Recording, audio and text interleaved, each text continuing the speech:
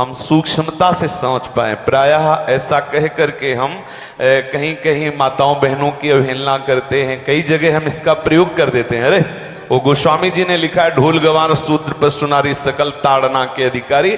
अब इसकी व्याख्या सूक्ष्मता से सुने और विचार पूर्वक। शास्त्रीय प्रमाण के अनुसार ढोल है ना, ढोल को ताड़ना चाहिए। ताड़ना मतलब उसको ठपाक चाहिए, और बेताल नहीं।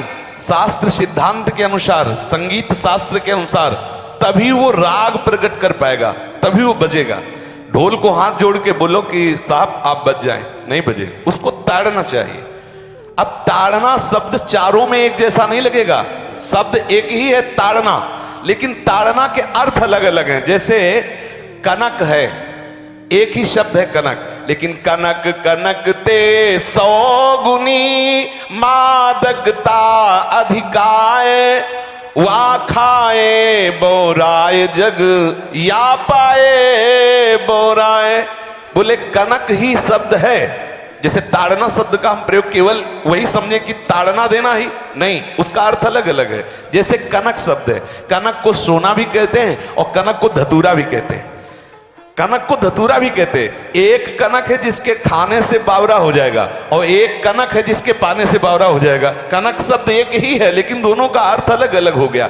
ऐसे ही ढोल में ताड़न का तात्पर्य है उसको पीटना, लेकिन वो शास्त्रीय संगीत के आधार पर उसको ताल देना।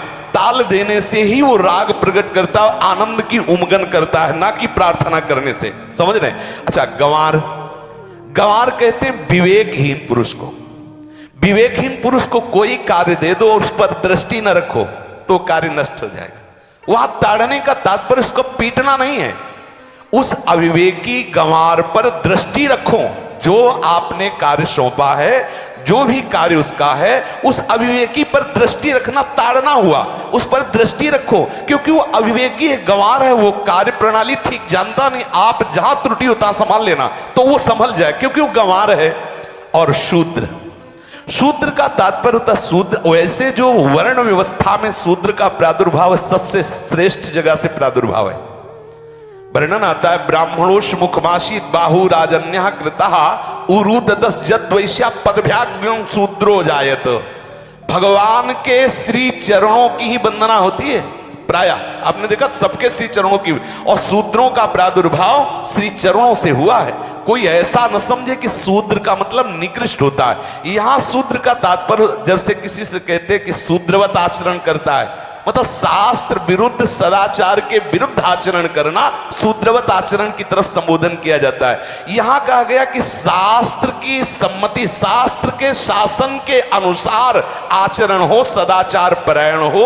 शास्त्र जिसके लिए जो विधान करता है, शास्त्र शासन स्वीकार करना, यहां शूद्र के ताड़न की बात कही गई। यहां शूद्र ताड़न का तात्पर्य डंडे से प्रहार करना नहीं, समझना।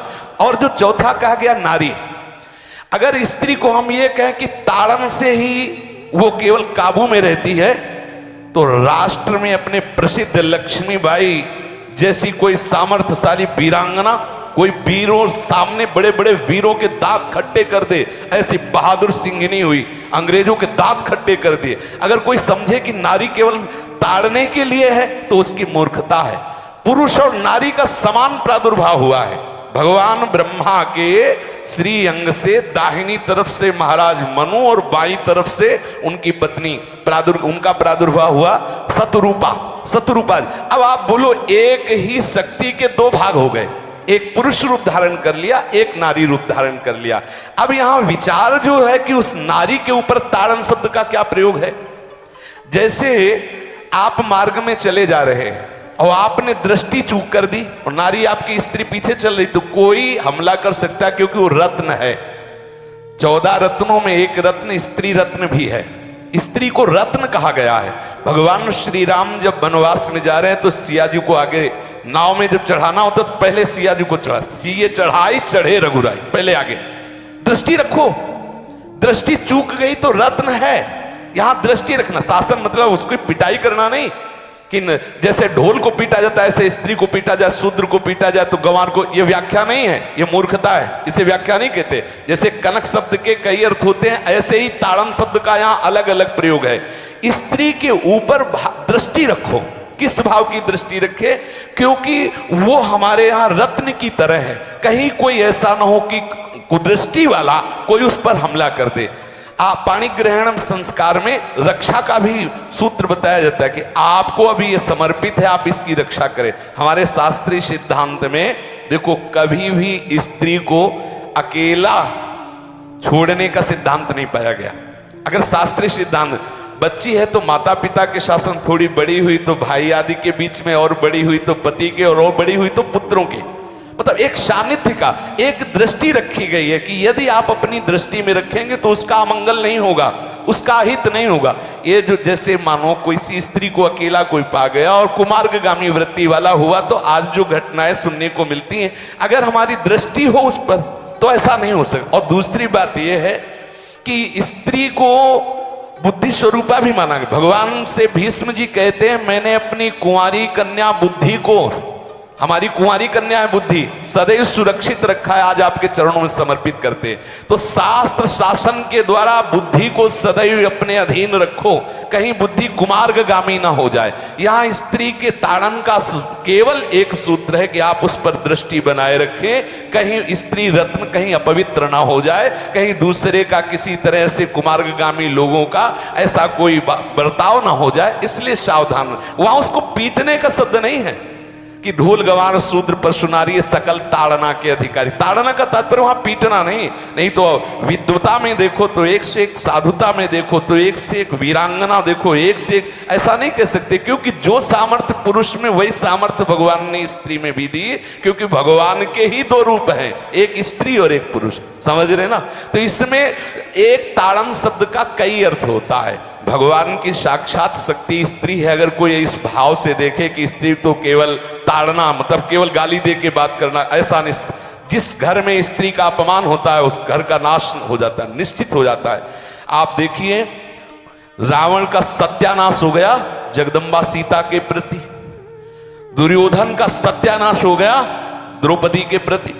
जहां स्त्री का अपमान हो जाए, अगर कोई ये समझे कि स्त्री केवल मतलब जैसा हम चाहे वैसा व्यवहार करे, तो अगर नाश ना हो जाए तो हमें बता देना, क्योंकि भगवान की वो शक्ति है। अगर उसे तुम सोचो कि हम ताड़न करें, जैसे ढोल को ताड़न करें ऐसे ताड़न करें, तो तुम्हारा नाश हो जाएगा। बिल्कुल सच्ची बात समझ लीजिए। केवल वहां दृष्टि रखने की बात कही गई है, आपका अधिकार है, आप उसकी सुरक्षा व्यवस्था में रहें। और एक वृत्ति होती है, अगर शासन ना हो तो हमारी बुद्धि भ्रष्ट हो जाए, हमारी बुद्धि भ्रष्ट हो जाए, आपकी बुद्धि भ्रष्ट हो जाए। भगवान का भय, शास्त्र का भय, लोक मर्यादा का भय, ये हमको सुरक्षित रखता है। इसलिए दृष्टि रखने की आवश्यकता है कि वो पवित्र रहे, वो सुरक्षित रहे, ना कि उसको पीटने के लिए यहां संबोधन किया गया गोस्वामी तुलसीदास जी ने। इसलिए सावधानी पूर्वक अपनी वृत्ति को पावन रखते हुए महापुरुषों के वचनों को समझने की चेष्टा की जाए। गोस्वामी जी ने जो यहाँ कहा, ढोल गवार शूद्र पशु नारी सकल ताड़ना के अधिकारी, तो ताड़ना का अलग अर्थ है, अलग अलग। जैसे ढोल में ताड़ना, तो वैसे ही सब जगह नहीं ताड़ना लगेगी।